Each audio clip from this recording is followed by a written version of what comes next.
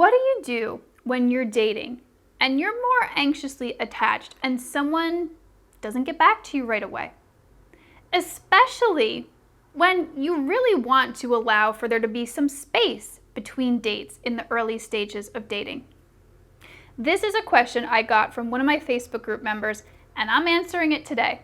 How do you deal with anxiety when you're dating? So the first thing here, the first tip, is to understand that anxiety during dating is really normal. Like, dating is an inherently uncertain situation. You don't know what's going to happen. You don't know if this person likes you when you're in the very early stages. And so, yeah, for most people, they do find it a little bit anxiety provoking. And so if you have some anxiety, don't judge yourself for it.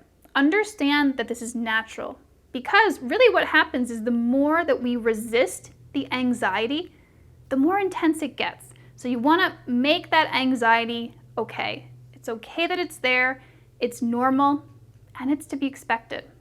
This is actually the reason why a lot of people don't like dating. They don't like this early dating phase because it is anxiety provoking. And like I said, it's normal that it's happening. So let it be okay that you're anxious and watch what happens to that anxiety. The second tip here to dealing with anxiety when you're dating is to get to the root cause of it. So in my Living Free Finding Love program, I work with a lot of women who experience this. They experience a lot of difficulty with anxiety when they're dating. And by the end of the program, it's not there anymore. The reason is because we get to the root.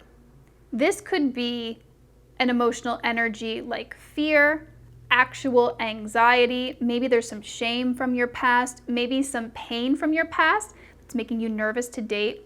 We go to the root of that. We release the subconscious energy of that emotion, and once we do, then the anxiety goes down a lot.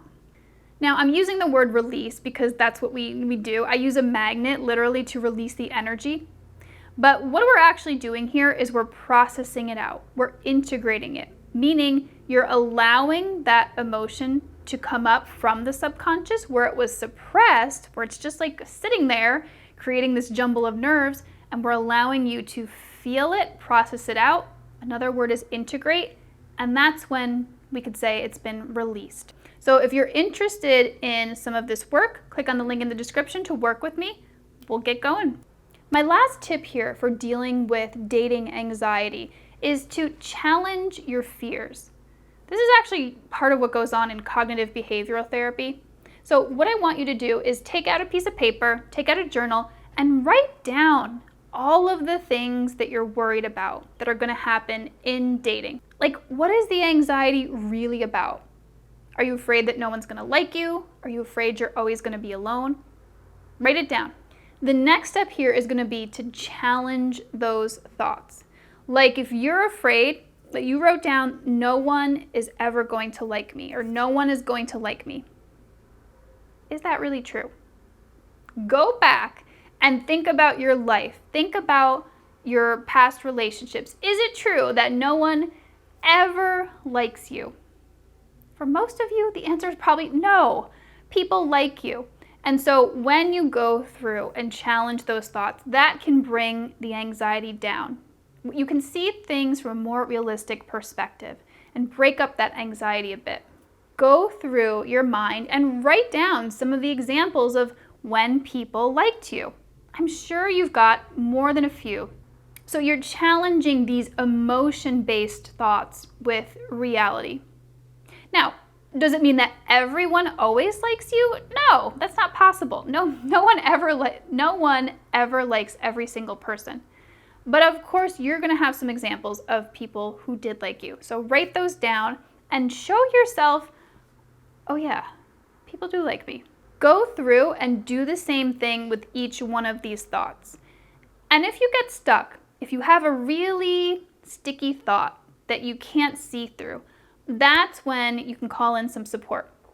Talk to a friend, talk to a family member that you trust, talk to a therapist, talk to a coach. They can help you see another reality. They can help you see a more clear perspective of what's actually going on.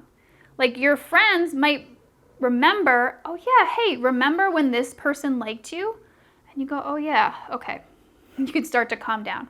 That's the power of challenging those fear-based, emotional-based thoughts. I hope this helps you guys who are out there dealing with dating anxiety. And if you want to know what legit red flags are when you're dating, check out this video here and click here to subscribe. I come out with new videos every single week for breaking the cycle of bad relationships and finding real love.